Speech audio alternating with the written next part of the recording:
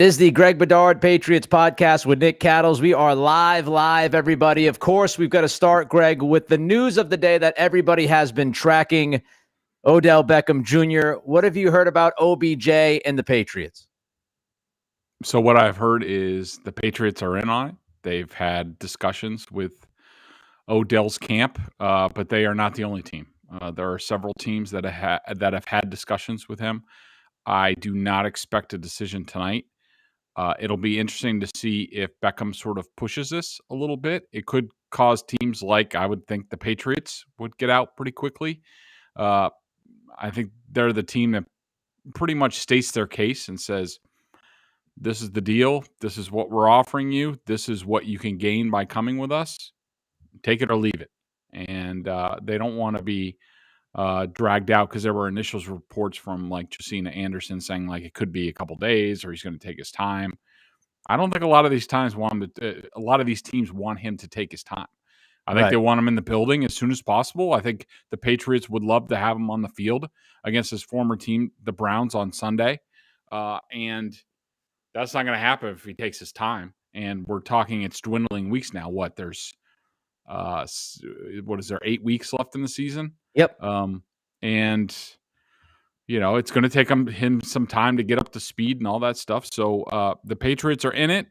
I can't tell you whether they're the favorite or not. I don't know that. I know that in all my discussions with people around the team, certainly nobody has come close to shooting it down, that they would not have interest, which interests me because normally if they're not going to go full boat into something, then they kind of soft pedal it. But I think they're fully in. I think they realize the type of acquisition that this could how it could help them short term and long term. But yeah, the Patriots are in this.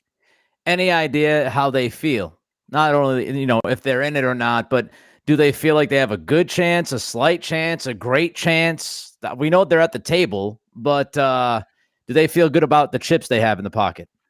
I think the way I would term it is I think they feel that they have a pretty good chance at landing him. That, considering Belichick, where this team is going, some of the veteran leadership on this team, I think they feel like they're in a good position to land Odell. And I assume their pitch would be convincing. Like, look, we're building something here. And look what we did for Randy Moss, who I'm sure Beckham has talked to. Look at what we've done for other guys that are similar to you. You haven't really gotten a chance to be really well coached, and get consistent quarterback play and all that stuff. We give you a chance to basically write the end of your career. And look, it can be a short-term deal. We can figure some things out down the line and feel each other out. But you coming here is the best thing for your career, whether it's in New England or not. You coming here and showing that you can succeed in our system really benefits you. And I think that's a convincing case. But, look, there are other teams like the Packers, the Seahawks, the Chiefs. They can all make very convincing arguments as well. Yeah, I mean, I look at the teams, and I had a list of 5 that I tweeted out at Nick C Radio earlier today that makes a lot of sense. Some of it's been reported. Some of it's just kind of common sense stuff, Greg. Green Bay, Kansas City, Seattle, New Orleans, and New England seem like the 5 teams that are in this. Maybe there's somebody outside looking in that we don't know just yet that can creep in last second.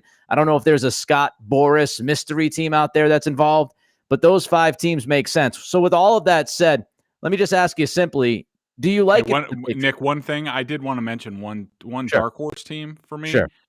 the Buffalo Bills. And I don't have any inside knowledge on this, but I know from, sort of watching them while they need to run the ball and pass protection and that sort of thing, they need to figure things out. There is the sense, especially listening to, Chris Sims talk week after week about the Bills. He's been pushing for a while that he thinks that they need somebody else on offense. That, while us in New England look at the Bills and we're like, well, they're loaded. They got, Beasley and Diggs and, Dawson Knox is a good tight end. And even their secondary receivers are pretty good. Diggs is really the only difference maker in that group. And teams have taken the offseason to sort of game plan against them. And they've, it's not like Diggs is not going off like he did last year. And all of a sudden you put Beckham out there with Diggs, pretty good. And so that's just one team I would keep an eye on. It's an interesting team to bring up because you mentioned Kansas City, very similar. If you look at what's going on with both of those offenses, defenses are now playing the cover 2 shell, the 2 high safeties against them, and they're forcing Josh Allen, much like they're forcing Patrick Mahomes, to beat them with everything underneath. Be patient, make the checkdowns and all that kind of stuff. And similar to Kansas City, if you look at Buffalo, they have that one explosive guy in Diggs. Kansas City has the one explosive guy in Tyreek Hill. And we saw on Sunday, Green Bay limited Hill to 4 catches, 37 yards. And there was no explosiveness to that offense for Kansas City on Sunday. And Buffalo's going through some of those same things right now. I would say, though, Buffalo, at least they have Beasley. They do have Emmanuel Sanders. Maybe Sanders hasn't played as well as they were hoping he would. But, Buffalo, when you look at how teams are defending them, it would make sense to have Diggs and then somebody else on the other side like OBJ. That makes it very difficult. Back to my question that I wanted to ask you a minute or two ago. Do you like it for the Patriots? Your personal opinion, should they go after OBJ? Do you like it? Why not, or why so?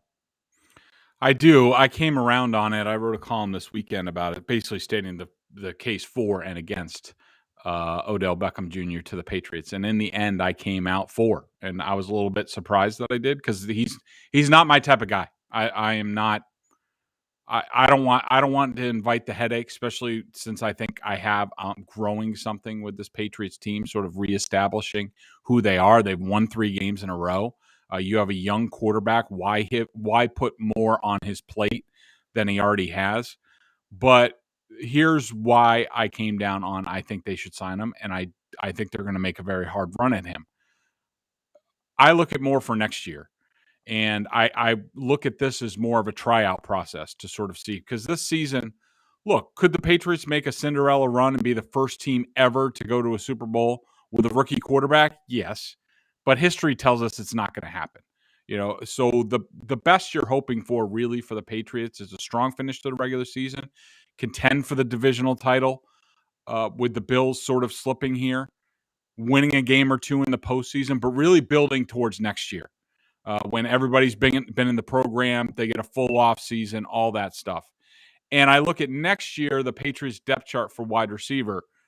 We pretty much know that N'Keal Harry's going to be on. He's going to be a free agent. Are they going to bring him back? I mean, maybe on the cheap if he goes out there and he doesn't have anything. But they're not relying on N'Keal Harry for anything. And then you also have to look at Nelson Agholor. I don't think he's been bad so far. He's been fine. Could they look for better? Could they say, you know what, that contract now doesn't look so great for the production that we're getting? Remember, he signed a 2-year contract, so they can get out of the contract next year. Yeah. If they want to. And it would actually save them cap space. So say they go through the end of the season and they think that Agholor is not a great fit, that if they get rid of Agholor, they get rid of N'Keal Harry, all of a sudden you're talking about 2 vacancies at wide receiver. Where are they going to get wide receivers from? They could sign one, maybe. They're not going to go top of the market for a wide receiver. They're not going to draft one that is going to be plug and play. That's really never happened here. So to me, Odell Beckham Jr. serves a purpose for next year, that at least you figure out in these last 8 games, is he a fit? Does he fit with the offense? Does he get the offense? Does he behave himself? All that stuff. So you say, okay, well, now we're going to sign him in the offseason. We have him for next year. And now, he's our number 1. Then you have, Bourne. Maybe you add a slot receiver. Now, all of a sudden, you're really cooking on offense. And so for me, I say yes, mostly for next year. But I definitely want to see what he can do this year. I'm 100% a yes. And a couple of things about OBJ before I get some of the thoughts from the chat members tonight. Again, we're going live here, Greg Bedard Patriots Podcast with Nick Cattles. First of all, his time in Cleveland, I don't know how many people in New England especially have paid close attention to what's been going on in Cleveland. It seems to me that the perception of OBJ still lives from his time with the Giants and some of the stuff that he did with New York on the sidelines, like headbutting the net and doing all those kinds of things and getting into skirmishes on the field. Honestly, with Cleveland, he hasn't really been that much of a pain in the ass. Yep. He really hasn't been. I mean, from day one when that trade was made, he was preaching about winning, doing things the right way. He had 70-plus catches, I believe, his first year in Cleveland, and then it went downhill. And, he still wasn't an issue in the locker room. He's not a guy over the past couple of years. Of course, he got the ACL, but before the ACL and even this year after he came back, up until his dad's video on social media, which apparently was, his last shot at being traded. He asked for a trade. They said no. He tried to push himself out. His dad got involved. Stephon Gilmore should have tried that last year. Before that point, though, before the end-all, be-all, when he knew he was out of there, he did go along with the program. He wasn't mouthing off too much, if at all. And I don't have much of an issue with a guy who was seen as a top 5 receiver in the game before he got to Cleveland. Now he's getting 2 targets a week to look around and go, I mean, what the hell? Like, it's not as if they were throwing him the ball 8, 9, 10 times. They were literally throwing to him once or twice a game. And I think a lot of receivers, we talk about it all the time, Greg, they're divas. They want the football. That's what they do. It's awesome. It's asking an awful lot from somebody like Beckham to just be okay with 2 targets a week and a catch in 10 yards. Like, that's not how that guy goes. He just turned 29 years old. He wants to get going and produce and win. The second thing I would say is, I've been thinking about this all day. I wanted to bounce it off of you. What is the Patriots pitch? Because a lot of what we hear is quarterback, offensive-minded head coach, winning, that kind of stuff. I think one thing the Patriots, if you look at these other teams, one thing the Patriots might be able to pitch to him is stability. And when you look around, like the Bills have stability. If they're in it, they can do that. Kansas City, even though they're going through some struggles, they've got Reed, they've got Bieniemy, they've got Mahomes, they've got some stability. But when you look at Green Bay, is Rodgers going to be there next year? Right. I don't know. When you look at New Orleans, the reports are that Winston is not going to be the answer next year for them. Okay, so who's their quarterback? When you look at Seattle, Russell Wilson's been trying to push himself out for a little while now. So is Wilson going to be there? I mean, I think Belichick's pitch is, A, you come join the culture. You know what we've done in the past, but also we want you to grow with Mac Jones. We know who our quarterback is for the next 10 to 15 years. If you want to build something, not for the next 8 weeks, but for the next 5 years, you build it here in New England. How do you feel about that pitch? I like it. And to bolster sort of your case for, for Odell and what he went through in Cleveland and about what kind of, player he was and how he wasn't a problem. I mean, when I watched a lot of film this week of him, this is a guy coming off ACL surgery. Remember, he didn't even play the first couple of games this year. He was coming back from ACL. He looks pretty good on the field. And a year from now, he's only going to be better. He still looks very talented to me. He's quick down the field. To me, he has not lost his legs. He makes really tough catches, 50-50 balls. He'll go up and get things and give up his body. I do not see a whole lot of diva in his play on the field, but I think you're right about the pitch for the Patriots. I think it's stability, it's structure. To me, it's mostly coaching. To be like, you've never gotten coaching like this before. Look what we've done for all these other guys. They've all become stars. They've all cashed in off the field. We let you be you as long as you behave yourself, which you have in the National Football League. You've never, really been an issue for anybody other than sometimes you get a little bit restless and you can be a little bit of a pain in the ass. But I think the Patriots make a lot of sense for him. And, if he does buy into the program, I think he could be an essential guy for Mac Jones going forward for, who knows how long. All right, let's run through some of these chat questions for you or comments and get your feel for it. From Kano, OBJ will get more targets in New England than any other team. Patriots going to the Super Bowl on the low. What do you think about his targets? Because Mike Larry also chats. He says OBJ would be the number 1. Other teams, he'd be the number 2. As part of that conversation that we're talking about, that Belichick, and it's been reported that Belichick has been in contact with OBJ's team. Is Belichick talking targets? Is Belichick talking about, hey, this is your role in this offense, and we know that you weren't getting the footballs? Is he touching that in these conversations, Greg? Nope, not even close. Yeah. I mean, he will do what he always does. Let's get him into the building. Let's get him into the program. I mean, look at when Josh Gordon came aboard. Josh Gordon have like 5 or 6 routes like his first game. I mean, he's going to have to be brought along slowly. We have no idea how he's going to be able to function in this offense with just 8 games left. Yeah. I mean, Nelson Agholor and Kendrick Bourne have been at this since, May and June, and they still haven't come close to mastering what the Patriots system is.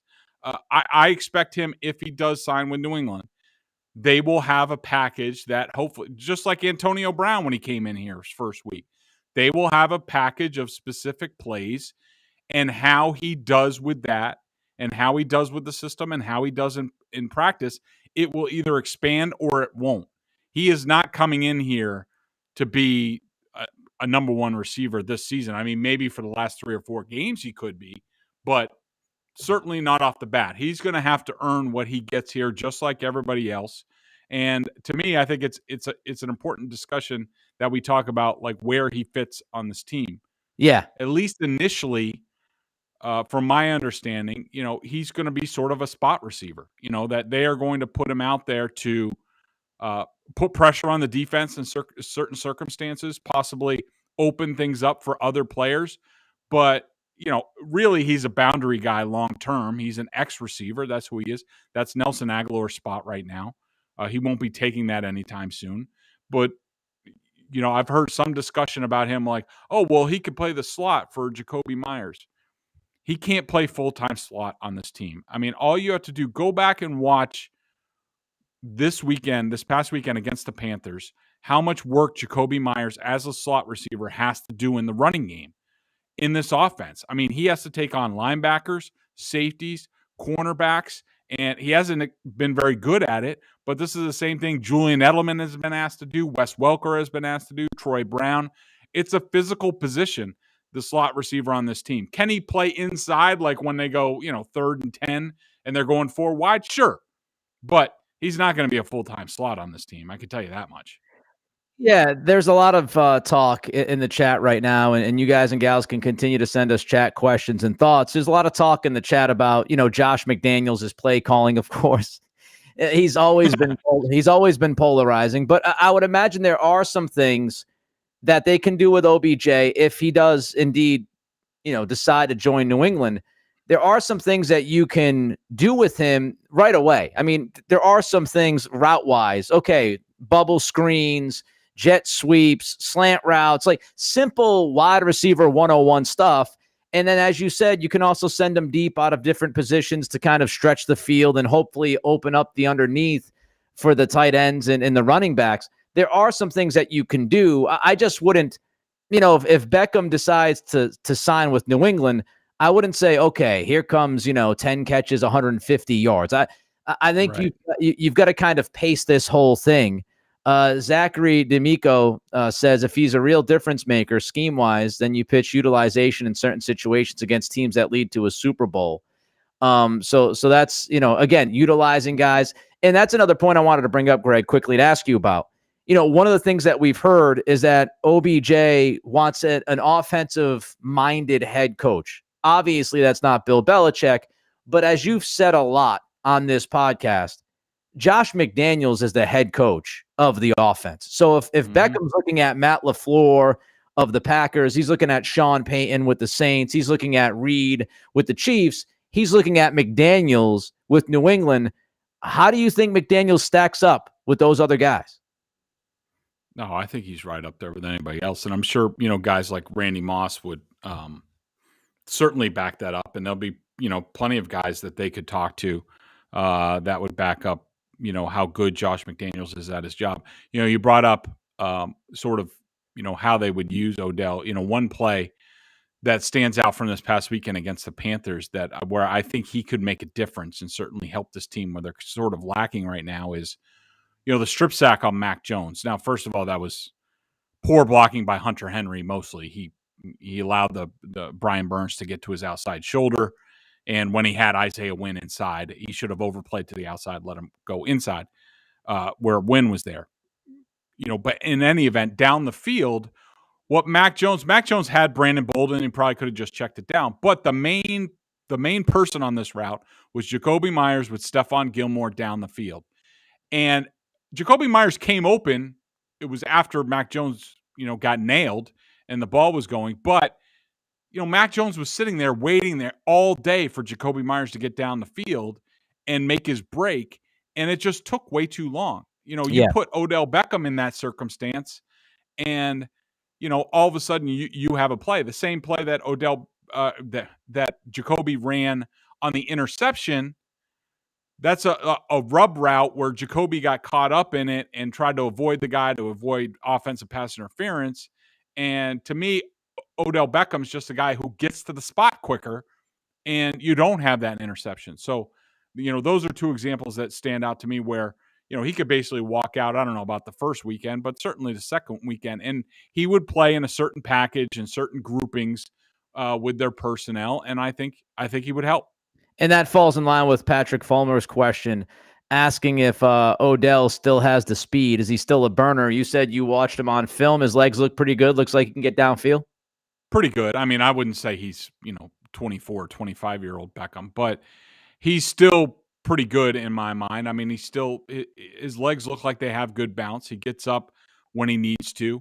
I don't think there are any real, physical issues with him. And the thing is he'll be even better next year because, he had ACL surgery last year and, getting that sort of rest, getting that recuperation, playing some, then resting, it's only going to be better next year. So you've brought up a couple of times this idea of, long-term, this makes sense.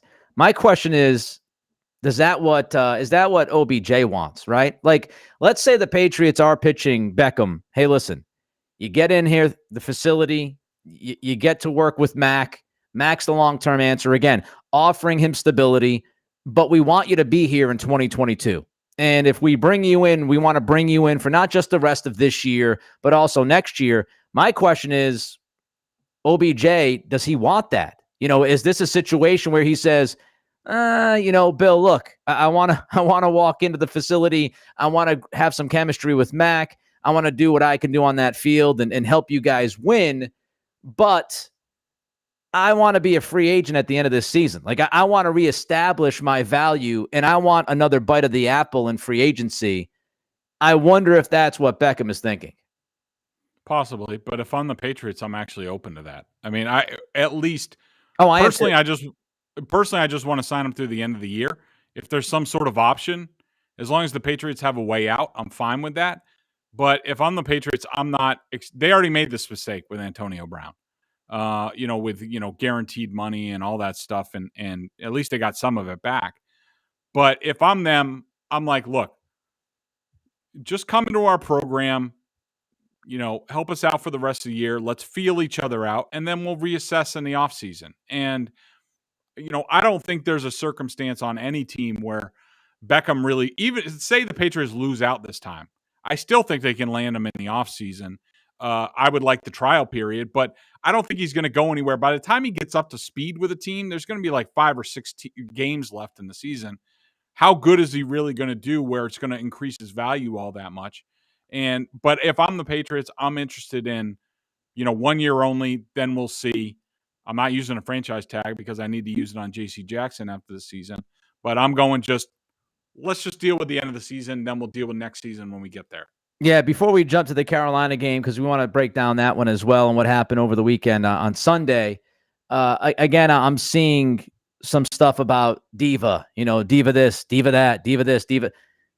And Greg, you can correct me if I'm wrong, but a lot of receivers in the NFL are divas. A lot of receivers all receivers want the football. When receivers don't get the football, receivers bitch.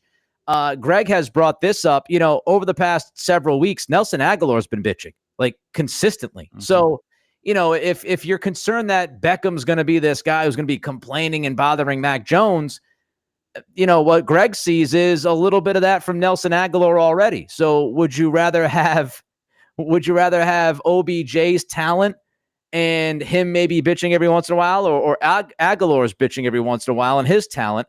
And I would say again, and we mentioned this for people jumping in right now to watch this live, we covered this a little while ago. OBJ in Cleveland was not really a big problem. He wasn't complaining a lot. He wasn't causing issues through the media. He mostly went out there and kept playing. And he just got frustrated. And I can kind of, understand that. When he is a receiver of his ilk, those guys want the football, man. And if you're not feeding them, if you're giving them 2 targets a week, they're going to get frustrated. And that was not just like a couple of weeks. That's really been going back since last year before the ACL. So I think OBJ understands where he's at. And I think he understands if he came into New England, he would have to get with the program. And so what that entitles is, we know what it entitles. Yeah, I think that, look, the diva, the attitude thing is real. It never really goes away. A player is who they are. I mean, look, Randy Moss was rough in his other spots before, whether it was Minnesota or Oakland. And then he came here and he was great his first year. And it was great. They made sweet music together. I thought he was pretty good in 2008 too with Matt Castle. I wasn't here. I mean, I was covering the Packers at the time, so I didn't see it up close and personal. But from afar, it looked like it went fine. And then I think it was it 09 or 10 that he ended up getting traded. Yeah, got off the rails there for a little bit. Went off the rails, and and so it's good. Look, it's going to happen at some point. At some point, he's going to get restless. He's not going to like something. That's why I want the short-term deal to feel each other out. And then the Patriots aren't idiots. They're not going to wed themselves to this guy. They're going to do the same thing that they did with Moss, where, when it gets bad, they can get out. But I am not worried about, I know there's a lot of consternation among Patriots fans about, look, we're building a good thing. Mac Jones, he looks like the real deal. He's got his head on his shoulders. We don't want to mess with that. I wouldn't worry about Mac Jones. Mac Jones can handle himself in the locker room. He was at Alabama. Mac got swag. Yeah, he has swag. He was at Alabama with a bunch of different personalities. All of his teammates swore by him. The Patriots still, as of this moment, still have a lot of strong leadership in that locker room. Matthew Slater's still in there. I'm sure he would get involved. Guys would keep guys in check. Josh McDaniels would keep them in check. As far as offensive meetings and stuff like that, I am not worried about Odell Beckham poisoning the whole thing. I'm not. But you need to be smart. And you need to realize at some point in time he is going to get restless.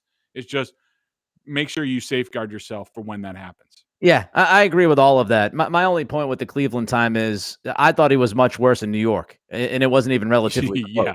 True. So, and I think people, when they think of OBJ, they think of his time in New York. They haven't been paying as close attention to his time in Cleveland. Chris Bayless. Wasn't he pretty good with Tom Coughlin? I think he was pretty good with Coughlin, and then it was McAdoo. I was going to say the slick-haired car salesman, Ben McAdoo. Yeah. Yeah, that everybody. Guy. Well, yeah, if that guy coached you, you'd run all over him too. Chris Bayless says, I doubt we'll have the best money to offer. Correct me if I'm wrong, Greg. This isn't really a money issue. I mean, I don't think any of these teams in the hunt are going to be looking to pay OBJ any kind of big time money. I mean, they're all going to probably be dealing with the same cake as far as that goes. Like if you look at, Green Bay and Kansas City, and I think every team is going to probably have the same, kind of offer, which is, hey man, come in, play, prove your worth. We'll give you whatever, $1.5 million, whatever the vet minimum is, maybe a little bit extra more than that. And if you prove yourself, then we bring you back in 2022, and then we can give you a little bit more money. I don't think this is, and from everything that I've seen, it has nothing to do with money. That has not been reported. He got good money from Cleveland with that restructuring of the contract. He's made like $70 million over the past few years. So, if you look at the money part of this, I don't think any team's worried about it. OBJ, according to multiple reports, people across from what I've seen, everybody is saying the same kind of stuff. He's looking for an offensive-minded head coach. He's looking for a chance to win, and he's looking for a good quarterback that he can play alongside. Those are pretty much the three things he's looking for. No one is really talking about money. All right, so Yeah. let's move on. I think we said our piece about OBJ. If something pops up, if anybody has questions, I know you guys are chatting in the chat room. We can get involved with that. But we do a disservice if we didn't pay attention to what actually happened on Sunday. Before I get to the game, I feel like I've got to ask you the question, Greg, about the Mac Jones play. Did you think it was dirty? Oh, that's a good question. I have not been asked that yet. Did I think it was dirty? I think dirty is a strong word. I think it was like maybe a little cheap. I didn't think it was out of bounds. I just thought it was a little, in the borders. I mean, I do think he knew what was going on a little bit. I think initially, the first grab I could understand. Maybe he thought he was going for the ball, what have you. It kind of went on for a little bit. So that's when it looks like, I just think he's a tough, hard-nosed competitor, and we all have that side of us where we want to win, and we pushed the envelope a few times. I think he pushed the envelope a little bit, but I didn't think it was overtly dirty or anything like that. I think some of it was heat of the moment. He had just gotten hit. Some of it was him just being frustrated, probably taking it out on Brian Burns, a guy he has a history with going back to high school. And so I didn't think it was a big deal at all. Yeah, I think when we talk about dirty, I think you got to talk about intent. And Yeah.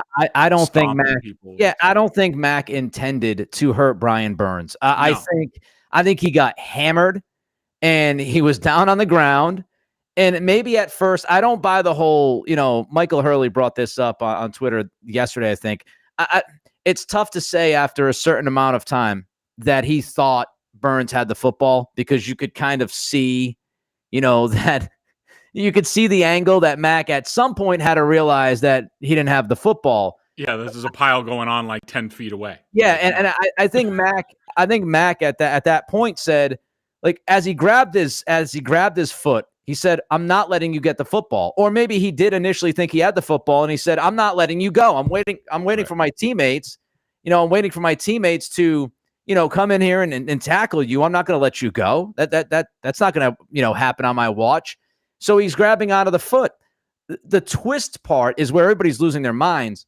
And I've watched it a lot. And I think that Burns initiated the twist. I think Burns was upset that Mac was holding his ankle. And I think Burns tried to get out of it. And he started that motion. And I think Mac went with it. And that's what happened. I mean, I think Mac is one of the things we've talked about with Mac is his upper body strength and lack thereof, right? Everybody talked about how he's not the strongest guy in the world. He's going to work on his body. I don't think Mac Jones holding the foot of Brian Burns as Burns is trying to get away from him. I don't think Mac from his back is strong enough to initiate that twisting motion and get his body to spin around. I just don't think so. So I think Brian Burns has been watching a lot of NBA, and I think it was a move that Marcus Smart would be proud of. Yeah, I don't think acting. it's dirty. And by the way, the one thing that really pissed me off today before we move on to the game is this idea. Yahoo Sports, I don't know if it was Schwab or somebody else, but they compared Mac Jones to Ndamukong Suh. Listen, I know 2021 is hyperbolic, okay? Yeah. And everybody's talking about hyperbole and all this BS. Do not fix your lips to say that Mac Jones is Ndamukong Suh. Ndamukong Suh has a long rap sheet of doing outrageous stuff, stomping on people, kicking people. It's outrageous that was even brought up. That comparison was even mentioned is ridiculous. All right, let's move on. Yep. Patriots-Panthers. Tell me what you feel good about after watching the film, Greg.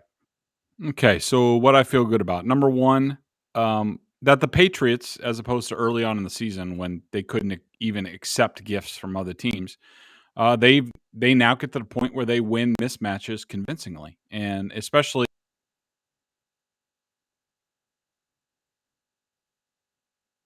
down at this point, which is a change from earlier on in the season when we weren't really sure what the defense was going to do. Now we know.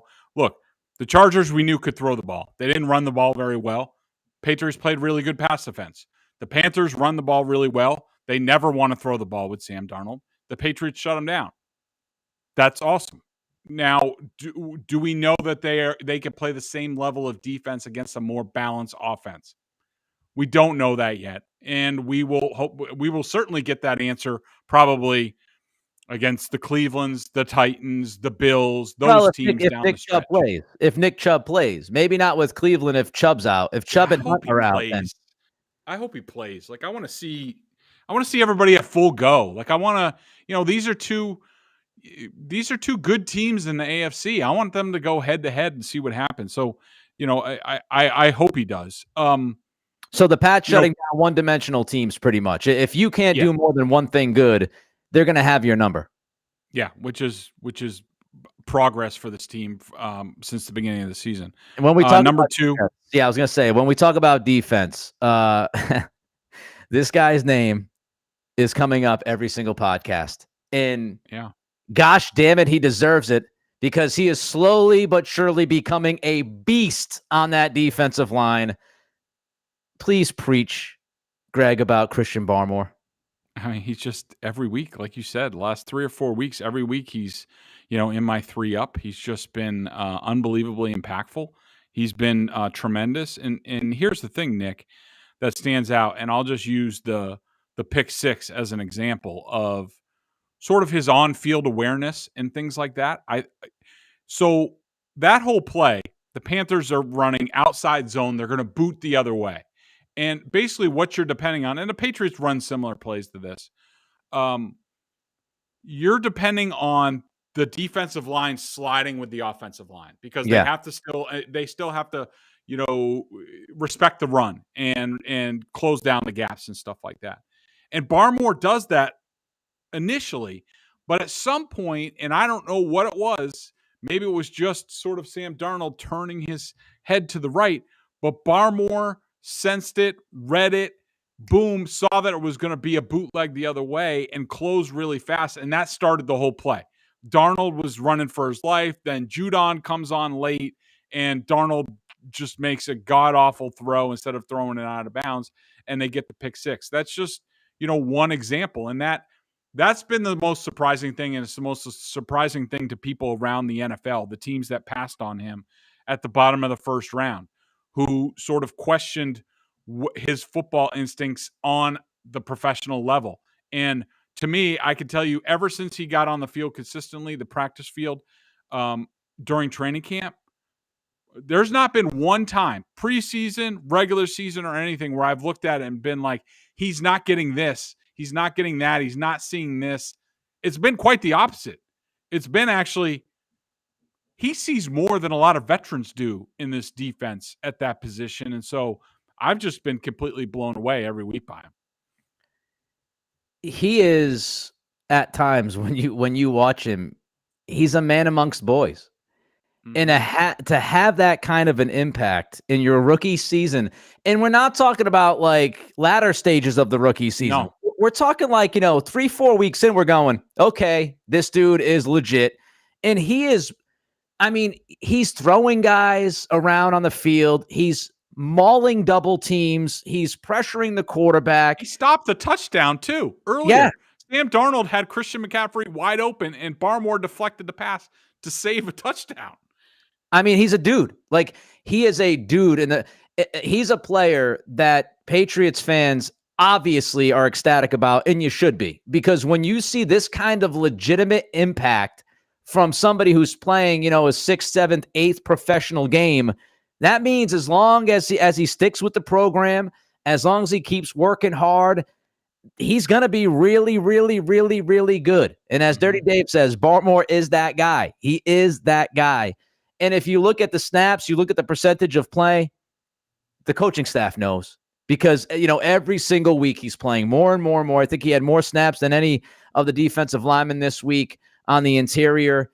So they know. Steve Belichick, Bill Belichick, everybody on that team now knows, okay, he's got to play. He's got to play a lot because he and Judon, that combination is allowing them to play some zone and get at the quarterback with 4 guys. That rush of Barmore in the middle and Judon on the outside, it is devastating, absolutely devastating for any quarterback, because if Barmore pushes you on the interior and you start trying to get out of that pocket, and here comes Judon on the edge, if they could find the one guy, if Uche could play against the run, if they could find that one other guy on that edge, this defense, and I think, Greg, you talked about it, the trading deadline, we were surprised. But when you think, it makes sense. The Patriots were looking for a defensive edge. Makes sense, because if you've got Judon on one end, you've got a guy who's better than what they have right now on the other edge, and you've got Barmore pushing that pocket from, inside, man, I mean, that would be a trio that's almost impossible to defend for an offensive line. So it kind of makes some sense. The run defense is better, no? Yeah, so there was a change this week, and a welcome change if you're a listener to this podcast, where the Patriots went out there to start the game, and they also did this later in the game. No Dietrich Wise as 3-4 end. At times he was out there in sub package. And I'm laughing because if you haven't listened to the podcast a lot, one of the things Greg's been killing is the idea of trying to fit Wise, square peg in a round hole. So go ahead, Greg. Yeah, and so the change, and there was another change, which was they basically demoted Davon Godchaux from nose tackle and pushed him out to end. He basically took Wise's spot, and they put Carl Davis in at nose, and it was very effective. We saw what they did against the run this week. There was a series of plays in the third quarter, I think, where the Patriots gave up. So the Patriots come out. The Panthers had the ball 11:54. They come out and they had Dietrich Wise at end, and they had Davon Godchaux at nose. They ran two plays like that. The Panthers picked up 15 yards on both plays, 9 yards, 6 yards. They then put the starting defensive line against the run out there with Guy, Davis, and Godchaux, and the next run went for no gain. I mean, I think the coaches are seeing it now. That was a welcome sight. That is their best run defense. They even put 4 linebackers on the field. It was a true 3-4. That's their best defense against a good running team, and I assume we'll see some of that against the Browns if Nick Chubb can go. Yeah, they're figuring things out. One last one quickly. Rhamondre Stevenson.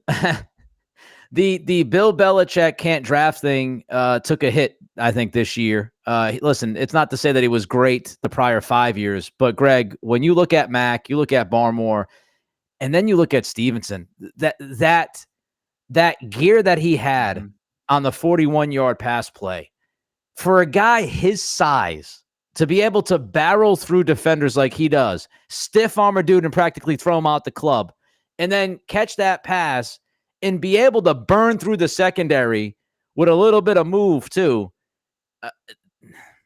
He's kind of getting me excited, Greg. Got to get me excited. I know.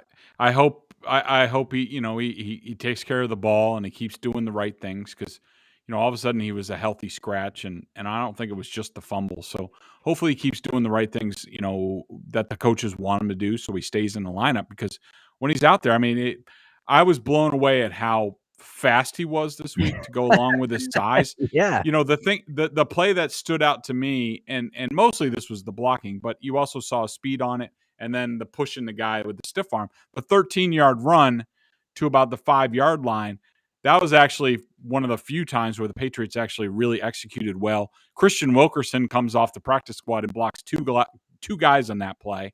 Jonnu Smith did his job. Teddy Karras cut Shaq Thompson. Everybody was doing their job, hat on a hat, and then Stevenson barrels through like a freight train and then tosses the guy out of the club, like you said. I mean, that physicality is just impressive. And if they can get those two guys going consistently, Harris and Stevenson, they got something going. And that's not to say Brandon Bolden was really good and has looked quicker the past couple of weeks too. It looks like he's found the fountain of youth. So good stuff going on in the backfield. I'm eating crow about Bolden. I was one of those guys, man. I'm telling you. I appreciated his role on special teams, but I'm like, you can't have him be like your second or third running back. Brandon, I apologize if you're listening to this right now, which you're not, but if you eventually do, I apologize. You have proven me wrong. I mean, he has been a much better receiver than I thought he was going to be. He's got more wiggle than I thought he had. And as you said, he's got a little bit of explosiveness that I don't Mhm. think we've ever seen from him. In Miami, he showed glimpses of it. But I mean, I tapped on the dude and I was wrong. So again, my apologies. Okay, some things that we're worried about. Slow offensive starts, Greg. Yeah, I mean, they had a span, and I even saw you tweeting on Sunday about this, about it's a disaster or a Oh my debacle, god. and you weren't wrong. Oh my There god, that was first there was quarter. a span of four. I went back and counted. There was a span of 14 plays where they had just 7 totally crap plays in there, and I think concluded with the strip sack or Yeah. something like that. I mean, they were literally a Keystone Cops on offense for a while there, and that's fine against the Panthers when Sam Darnold can't even, he's afraid of his own shadow back there and can't throw it all. But against a good team, you do that, all of a sudden you find yourself down 14-0, and now you're playing from behind. I think this team, part of the reason why they've been successful on both sides of the ball is that they're basically playing from behind, ahead or even, and so they can still play their game on both sides of the ball and not Yeah. get out of what they want to do. If all of a sudden they find themselves down 14-0, all of a sudden they take a few more risks on defense, on offense, and maybe it goes the other way. And so those kind of starts, just they can't continue. These stupid mistakes, delay of game penalties on the first play of drives, just it just can't go on. I mean, I've never seen that before with this team, so I have to assume it's going to get cleaned up, but woof. I mean, at least they didn't have 12 men on the field this week. That Yeah. was the improvement. That start, I I I don't know how I didn't break something in my house in that first quarter. Maybe it was because I was sitting next to Kelly and she would not accept that if I did it. But Yeah. man, oh man, that was, maybe a little bit younger Nick would have thrown a remote control across the room because all those penalties. I mean, it reminded me of I was watching Chicago last night with the 17 offsides penalties. Like Robert Quinn was forever offsides. Like they didn't know how to line up at the line of scrimmage. And that felt like the Patriots O-line on Sunday to start that game. They figured it out. They got their ass in gear, but man, that was brutal. You're not really feeling Jonnu Smith. Nah, he's still going through it. I mean, his calling card is basically get the ball in his hands and watch him make plays. And I don't know about that anymore. I mean, to me, he's the Brandon Cooks of tight ends where, Ooh. he looks the part. He looks like an Adonis. He'll make a big play every now and then to keep you captivated. But at the end of the day, when it comes down to it, do they really make football plays, winning football plays for your team? And, Cooks, like, him on, the reverses and the leaping in the Super Bowl. And, those are the type of plays that I'm talking about. And I see a lot of that in Jonnu. I mean, hopefully it's just part of him just going through a rough stretch with his confidence. And I thought he also had a drop in this game. I thought he should have caught that ball. I thought his footwork on that pass was not good that he dropped. And so he's still fighting it. And, hopefully we see the best of Jonnu, but so far we have not. I'm a sucker. I keep taking him with the over receiving yards and some of these same game parlays on these betting apps. I'm still biting for it. Like I'm still sitting there going, no, he's a really good athlete. They're gonna get him the football this week. He's gonna have 6 catches for 80 yards.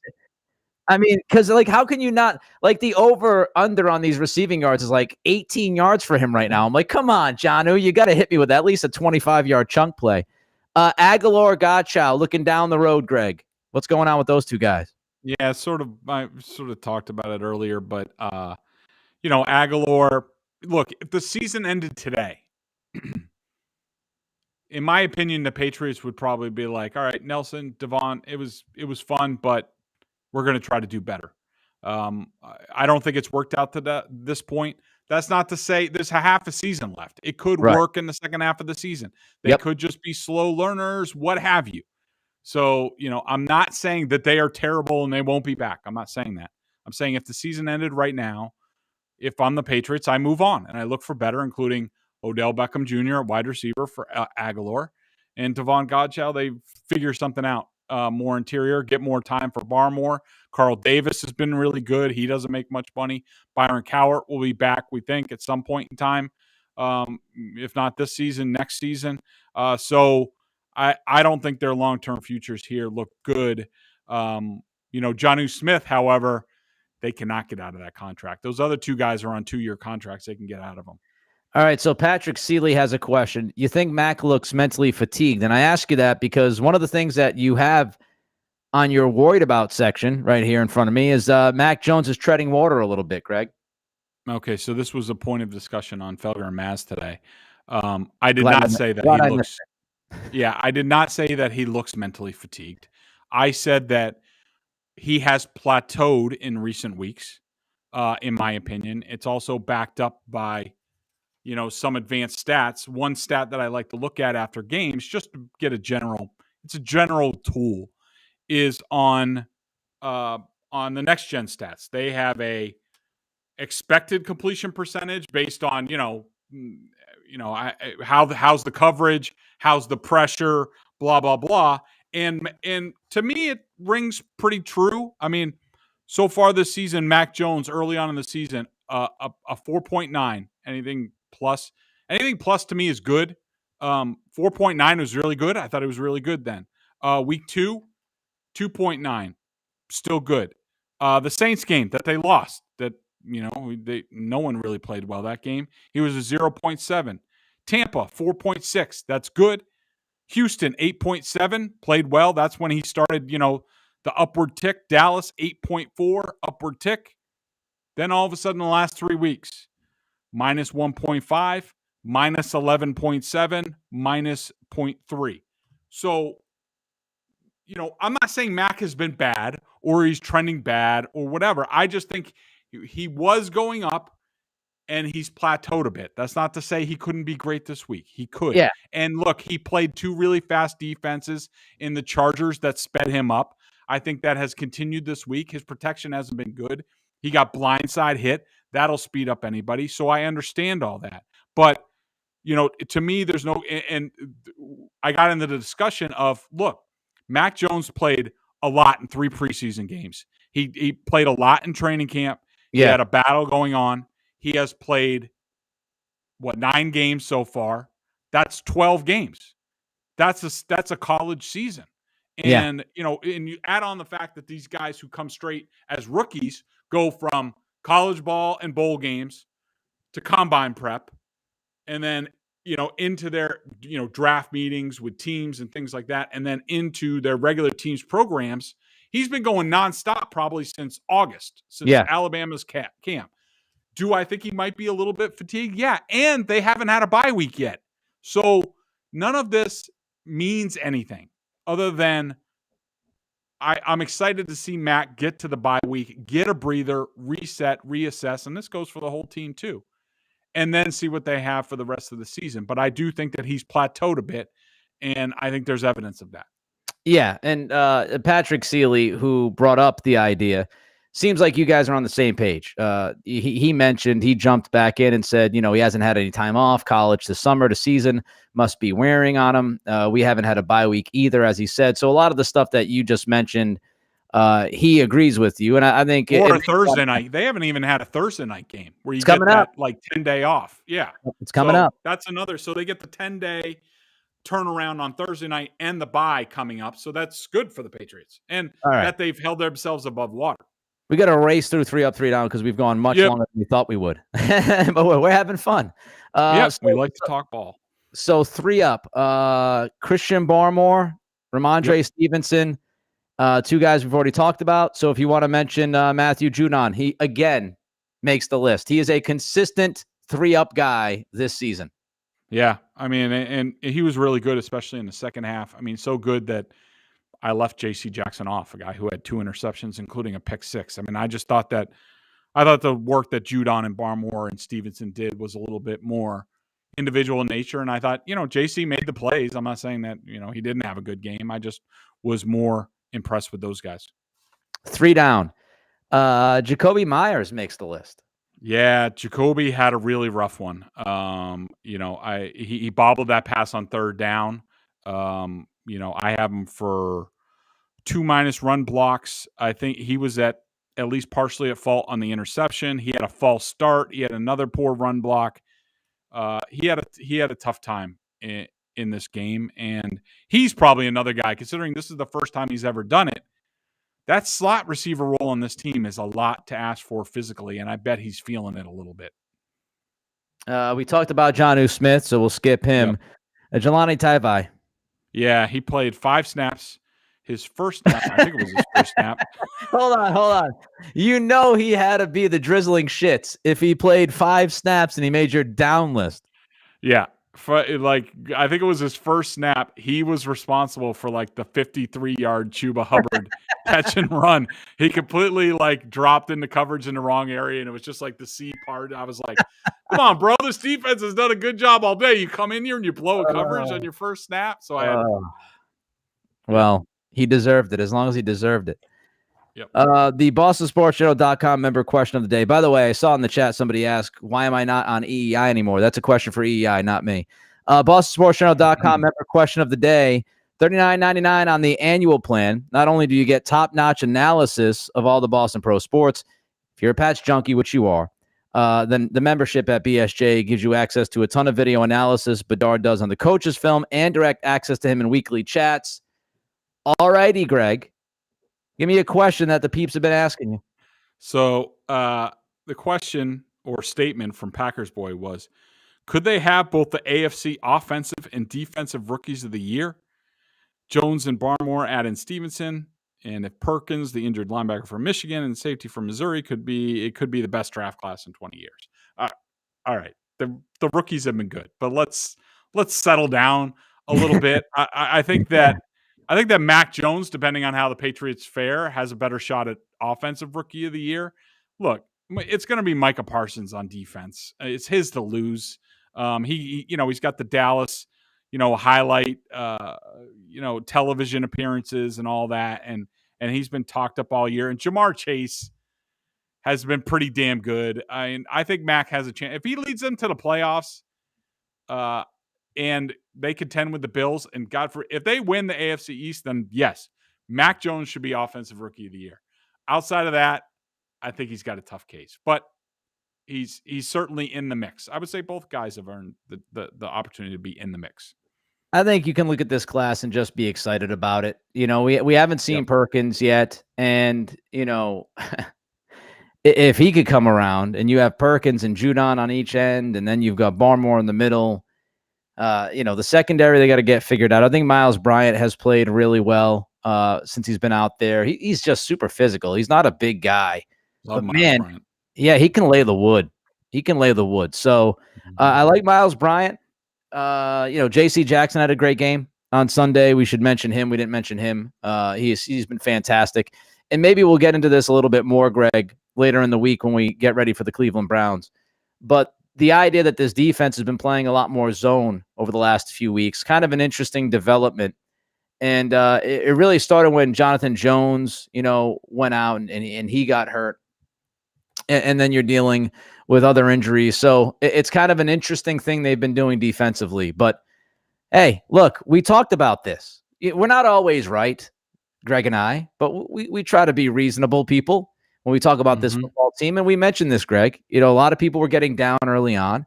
And, I was probably 5 seconds away from tweeting out something outrageous. But but I held my fingers back. I didn't press send. And we talked about this. We talked about this stretch. And this was the stretch, right? If you looked at it, scheduling, you'd say, okay, well, they've got the Jets, they've got, the Chargers, they've got Carolina, they've got Cleveland, Atlanta. If they can make some noise during that stretch, they will be in this thing. And so far, so good. 3-0. 3-0. So 3-0. So they're making a little noise. They're finding themselves defensively. They have, I think, found their offensive identity as long as Stevenson and Harris get the head stuff figured out, if they're okay. They're trending in the right direction. So it's good stuff. I'm sure we'll have more good stuff to talk about with the Cleveland Browns. It's a big game coming up on Sunday. We appreciate everybody who spent time with us. He is Greg. I am Nick. We'll be back to preview the Browns later in the week. Everybody have a great night. Be safe. Be good. Till then, we'll see you later.